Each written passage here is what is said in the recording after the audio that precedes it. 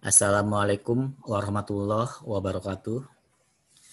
Alhamdulillah, kita sudah memasuki materi terakhir kimia organik semester genap tahun pelajaran 2020-2021.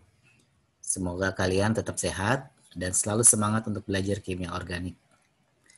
Pada pertemuan kali ini, kita akan bersama-sama belajar materi tentang ester.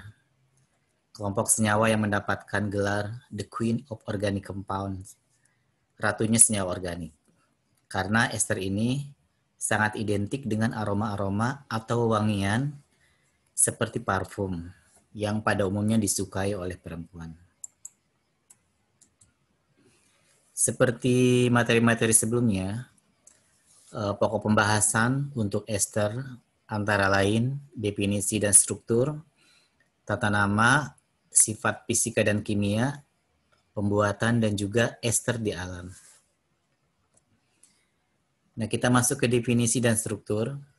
Apa yang dimaksud dengan ester? Ester itu adalah suatu senyawa organik yang mengandung sebuah gugus karbonil yang berikatan dengan oksigen alkil. Nah, maksudnya ini adalah rumus struktur dari ester RCOOR. Ini ada gugus karbonilnya dan ada OR atau oksigen dari alkilnya. Kemudian, gugus karbon ini berasal dari rantai induk asam karboksilat, sementara untuk yang O-alkyl group itu dari alkohol. Jadi yang ini dari asam, yang biru, dan yang merah itu dari alkohol. Kenapa kita bisa memutuskan itu dari asam dan dari alkohol? Karena ini ada hubungannya dengan bagaimana ester itu dibuat. Jadi ester itu dibuat dengan cara mereaksikan asam karboksilat dan alkohol. Ini seperti ini kira-kira reaksinya. Jadi ketika asam karboksilat direaksikan dengan alkohol pada suasana asam, maka akan terjadi peristiwa dehidrasi dan akan menghasilkan suatu senyawa ester dengan rumus molekul RCOOR. Jadi O yang ini, OR di sini berasal dari alkohol, sementara karbonil ini atau RCO ini berasal dari asam karboksilatnya. Lanjut untuk tata nama senyawa ester, kita mengenal dua sistem. Yang pertama ada IUPAC dan yang kedua ada common name. Untuk yang IUPAC ini kita cukup mengingat bagaimana cara memberikan nama dari ester itu adalah sebagai alkyl alkanoid. Nah, alkyl yang mana yang disebutkan pertama kali dulu itu adalah alkyl yang berasal dari alkohol. Kemudian alkanoid itu singkatan dari alkana ditambah akhiran oet ya. Di sini RCO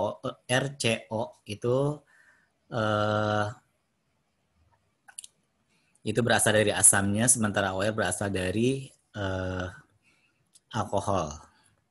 Nah, ini sebagai contoh ya. Ini ada suatu ester. Di sini kita perlu menentukan yang pertama yang alkilnya, yang kedua alkanoidnya. Nah, alkilnya sudah pasti adalah metil karena berasal dari alkoholnya. Kemudian alkanoidnya kita lihat di sini C-nya ada berapa? Nah, C-nya ada 4. Itu alkananya butana, tapi karena di sini alkanoid berarti butanoid ya. Jadi namanya adalah metil butanoid. Nah, di sini kita tidak perlu menyusun secara alfabet alkil-alkilnya. Misalnya sih karena huruf pertamanya B, jadi butanoidnya di depan tidak. Jadi di sini tetap yang disebutkan ada alkil yang terikat pada O tunggal, kemudian diikuti dengan alkana akhiran oet. Contoh yang kedua, di sini ada alkilnya adalah C-nya ada 5. Jadi sini CH2-nya 4 kali ditambah CH3 jadi C-nya 5. Kemudian alkanoidnya itu alkananya adalah C-nya 1, 2, 4. Nah, jadi ada 4, berarti butanoid. Jadi namanya adalah pentil butanoid. Gampang ya. Kemudian untuk yang commonnya, kita diperkenalkan pada dua sistem penamaan. Yang pertama sebagai alkyl ester. Nih, caranya seperti apa? Nah, ini alkyl yang pertama itu berasal dari alkohol atau yang terikat pada O tunggal. Alkyl yang kedua berasal dari asam karboksilat. Kalau ada ester seperti ini, berarti di sini kita coba lihat strukturnya. Di sini ada R, alkil, kemudian yang alkil sebelah kirinya, dan ada esternya di tengah. Disebutkan dulu alkil yang terikat pada O tunggal, kemudian alkil yang terikat pada karbonil, dan sebutkan ini sebagai ester. Cara yang kedua, alkil plus history name of acid plus eth. Nah, di sini alkil yang pertama kali disebutkan adalah yang berasal dari alkohol. Kemudian history name dari acid ini sudah pernah kita pelajari pada waktu aldehid dan juga mungkin di asam karboksilat nanti. Nah, di sini pada aldehid itu kita sudah mengenal berbagai nama-nama trivial aldehid yang berdasarkan nama sejarahnya. Misalnya untuk yang C1 namanya formaldehid, berarti nama asamnya formic acid. Yang C-nya 2 acetaldehid berarti acetic acid. Propionaldehid berarti propionic acid, butyraldehid butyric acid, dan seterusnya. Jadi di sini sebutkan alkil yang terikat pada O tunggal, kemudian ditambah nama asamnya diganti dengan huruf eth belakangnya. Ini sebagai contoh ya, kita ingin ada suatu ester, kita ingin memberikan nama sesuai dengan dua cara ini. Yang pertama kita menggunakan cara yang pertama, alkil ester. Di sini alkil yang pertama adalah yang berasal dari alkohol yang terikat dengan O tunggal. Jadi metil, kemudian di sini propil, ini ada esternya. Di metil, propil, ester. Kemudian yang kedua adalah alkil, metil, kemudian di sini nama sejarah asamnya itu berarti asam yang C-nya 4 namanya butyric acid. Tinggal akhiran ik-nya diganti dengan eth. Jadi namanya metil butirat. Contoh yang kedua, ini pentil, kemudian ini yang propil, ini ester. Kemudian cara berikutnya ada alkyl history name, berarti di sini pentil, ini C-nya ada 4 butyric acid, diganti akhiran menjadi eth. Jadi pentil butirat. Jadi namanya seperti ini. Pentil propil ester dan pentil butirat. Sangat gampang sekali dalam memberikan nama untuk ester. Kemudian sifat dari ester, yang pertama sifat fisika, ini adalah boiling point. Ini ada perwakilan dari alkana, ini ester, kemudian ini juga alkohol. Jadi kita membandingkan 3 senyawa ini. Nah, kalau kita lihat boiling point dari alkohol itu paling tinggi, disusul oleh ester dan kemudian oleh alkana. Nah, alkana merupakan paling rendah titik didihnya. Nah, ini sesuai dengan yang sudah pernah kita pelajari pada materi aldehid dan keton, yaitu bahwa salah satu penyebab meningkatnya titik didih itu adalah dari jenis ikatan yang dimiliki oleh masing-masing senyawa tersebut. Misalnya di alkana itu yang hanya terjadi adalah dispersion force, ya, interaksi antara molekul-molekul yang nonpolar. Itu sangat rendah sekali ikatannya, sehingga titik didihnya menjadi rendah. Kemudian di ester itu ada momen-momen ikatan yang disebut dengan dipol-dipol interaction, yaitu yang antara karbonil dengan karbonil yang merupakan dipol-dipol interaction yang kuat. Nah, ini dan oksigen yang nanti akan membentuk ikatan-ikatan dipol interaksi yang lemah dengan sesama molekul ester. Sementara di alkohol, dia bisa membentuk ikatan hidrogen antara sesama molekul alkohol, sehingga ikatan menjadi lebih kuat, sehingga titik didihnya juga menjadi lebih tinggi. Nah, ini kesimpulannya, ester memiliki titik didih yang lebih tinggi dibandingkan dengan alkana, karena ester lebih polar. Kemudian, ester tidak dapat membentuk ikatan hidrogen dengan sesama molekul ester, sehingga titik didihnya menjadi lebih rendah dibandingkan dengan alkohol. Itu untuk titik didih sudah cukup jelas. Untuk solubility in water atau kelarutan dalam air, ini alkana jelas kelarutannya rendah. Tapi di sini ada fenomena yang agak beda. Di sini ester itu kelarutannya lebih tinggi dibandingkan dengan alkohol. Penyebabnya apa? Nah, kalau di dalam ester ini kan dia lebih polar. Jadi bagian non polarnya itu terpisahkan oleh gugus yang polar. Sehingga bagian non polarnya itu lebih kecil, lebih pendek. Sementara di sini di alkohol itu bagian non polarnya itu panjang. Sehingga di sini menurunkan kelarutan di dalam air. Jadi kesimpulannya, ester dapat membentuk ikatan hidrogen dengan air, sehingga yang bobot molekulnya rendah itu secara signifikan larut di dalam air. Kemudian kelarutan ester itu berkurang dengan bertambahnya atom karbon. Ini bukan hanya berlaku pada ester saja, mungkin pada senyawa yang lain juga berlaku.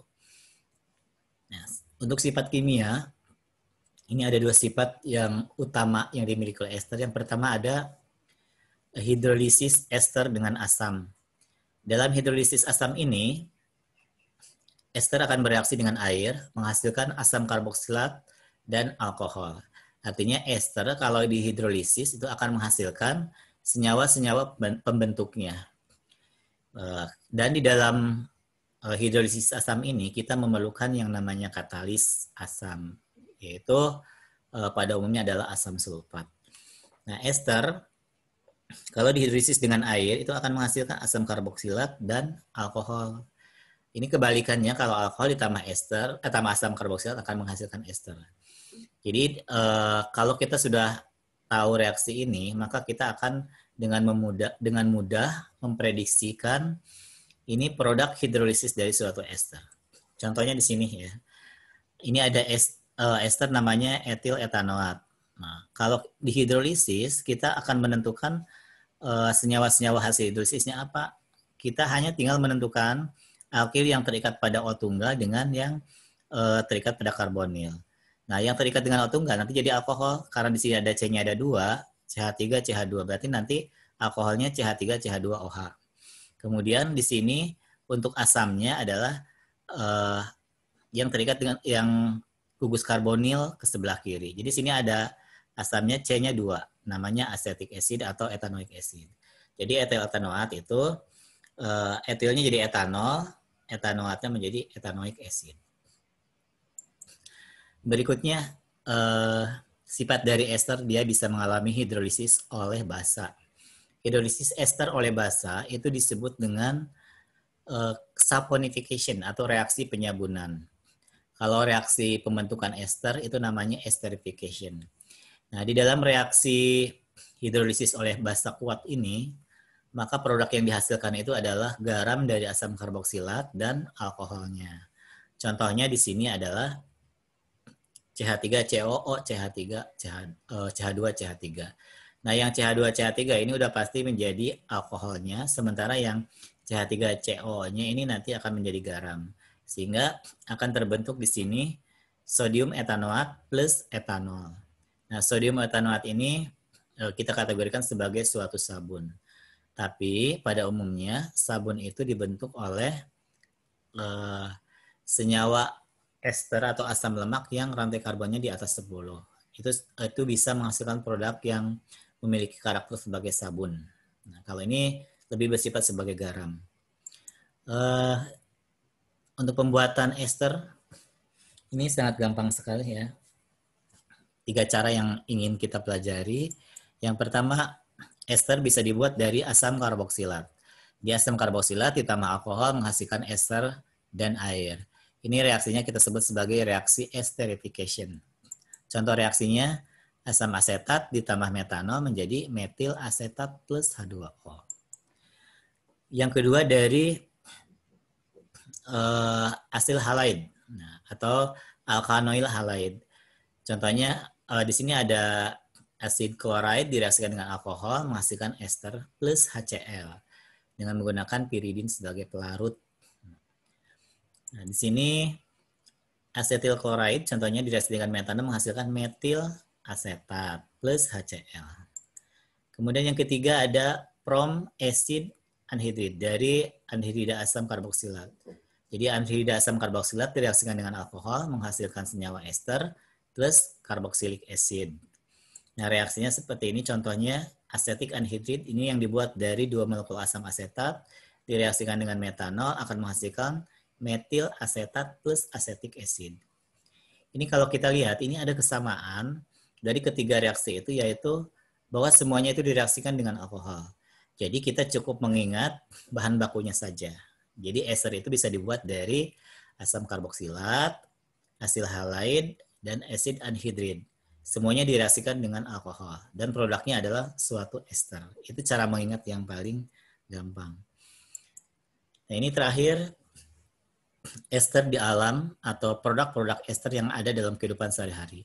Yang pertama ada metil salisilat. Nah, metil salicylate itu bisa diisolasi dari oil wintergreen. Ini adalah nama tanaman dari Amerika. Nah, ini digunakan metil salicylate ini sebagai pereda nyeri otot ya. Dan ini dibuat dari asam salisilat dan metanol. Jadi metil salicylate itu dari metanol dan asam salisilat. Yang kedua ada etil butanoat pada nanas. Ini strukturnya seperti ini etilnya, ini butanoatnya. Kemudian ada pentil butanoat. Nanti kalian bisa bikin tabel, nomor, nama senyawanya atau nama tanamannya atau nama sumbernya, kemudian senyawa esternya apa, ya, supaya gampang mengingatnya. Ini pentil butanoat ada di aprikot, yaitu tanaman yang sudah hidup ratusan tahun di negeri Cina ya. Ini yang kaya akan vitamin C. Kemudian ada isopentil asetat atau nama lainnya isoamil asetat, ini pada pisang, ya, pada buah pisang. Kemudian ada butil etanoat, pentil pentanoat, dan metil butanoat, ini pada apel. Ini ada tiga senyawa yang bertanggung jawab dalam aroma apel. Kemudian ada isobutil propanoat pada rum. Rum itu hasil fermentasi tetesan gula tebu. Ada isobutil format pada raspberry. Ini mirip dengan strawberry, cuma di sini nggak ada bijinya. Kemudian ada benzyl butanoat. Ini ada aroma pada bunga mawar atau rose. Ya. Ada oktil asetat. Ini pada jeruk. Nah, kalau ada pertanyaan misalnya, apa hasil hidrolisis dari oktil asetat atau oktil asetat itu dibuat dengan cara apa? Nah, itu dengan mudah kita jawab, yaitu alkoholnya oktanol, asamnya acetic acid. Kemudian ada benzyl asetat, ini ada pada buah peach ya, atau di Indonesia lebih dikenal dengan nama buah persik. Aspirin, nah aspirin ini ester yang biasa digunakan dalam dunia farmasi atau obat-obatan. Jadi aspirin ini meredakan otot dan mengurangi peradangan. Jadi ini ester yang dibuat dari asam salisilat dan asam asetat. Salicylic acid dan asam asetat.